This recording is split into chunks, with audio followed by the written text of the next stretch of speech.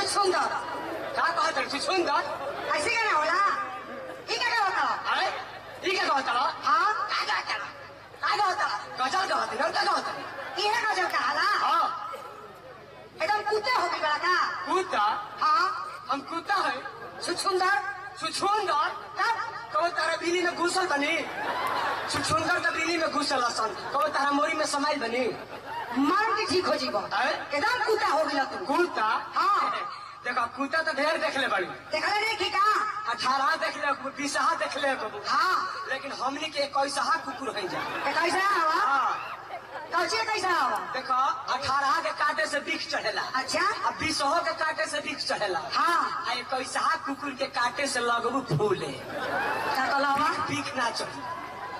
जने कैसा तारे कैसे बनो हवा अबैले बा कहां तारे कैसे बनो हवा कि ना बू हम ना की ना का पढ़ लिखल हो का तू पढ़ लिखल ना हो पढ़ा लिखल है हां लेकिन हम ना तार हिसाब ले के गिनी हमार छोटी बहनिया ली तू गिन बहो तब का हमर लिहन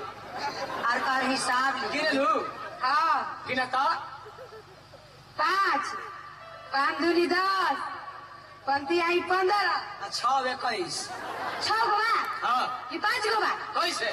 कैसे? पाँच बहो कैसे गिनो 5 हां 5 10 हाँ। 5 15 हाँ। 6 21 हैं 5 हां 5 दूनी 10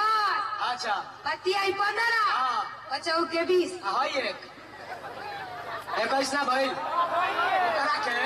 वो आजे से लुकवा के नहीं खइले का कहिया ले लेकिन चापा कर में अंगुरिया चपा दो जाए कनो हवे कबर का फेंका दो वही घरी के हो ए का एगो चुम्मा ना देबू पर लड़के को क्या हो तू ओइसे हरा का कहता लू लेकिन हरी जंगो भी हरी तोहर दीदिया बड़ी का हो जी चुम्मा देबू ताके जींस पैंट किन देब जाय दो जाय दी हां जाय दी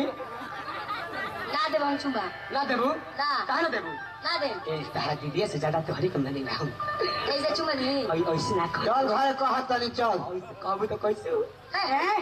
आए कुछ कहाँ बतियाओ तो? कुछ ना है बतियाओ तो तोहरे कुछ ना? ना कहनी ना हम कबे से लेकर तू बतिया बड़ा कदर के कुछ ना तो बुड़बक तो बारू ये कहनी हाँ। एक तार दीदिया बड़ा बढ़िया है बड़ा टाइम से खाना खियाएगी तोहरे तो बड़ाई करत नहीं हमार बड़ाई तू कर दला हाँ। हमरा ना रहला पर शिकायत करला कदर की बड़ाई करेंगे का सिखाई कर हाँ हमें का कतरन हो चुमा मांगत हो आए का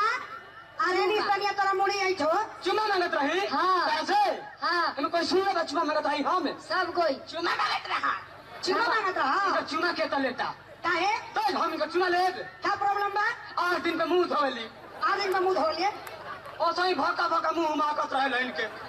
हम चुमा ले बजाता नहीं मार था बस के बताई बे 8 दिन पे जब मुंह धोवा तड़ी 8 दिन पे जब मुंह धोवा तड़ी हां तो ये ठीक को दिन पे धोत हो यार हमरा से वही लोग से बोली हम काहे हो देख ला ई लोग के डिजाइन बोले के तारा नहीं के काहे कुछ नहीं के करे के तारा एकदम चुपचाप साइलेंट खा रहे के बा अच्छा हाँ आ तू ऐसा ही चलो तो एने उन्हें घूम गावे गावे घूम चल भाई भाई तो बैठ के खड़िया खाइबो सुन ले बनी भौजी का कि कद बड़ा बढ़िया तू गजल गावे लू गाइला ना गावे लू तानी मानी तनी क्या होता क्या कुछ सुनाओ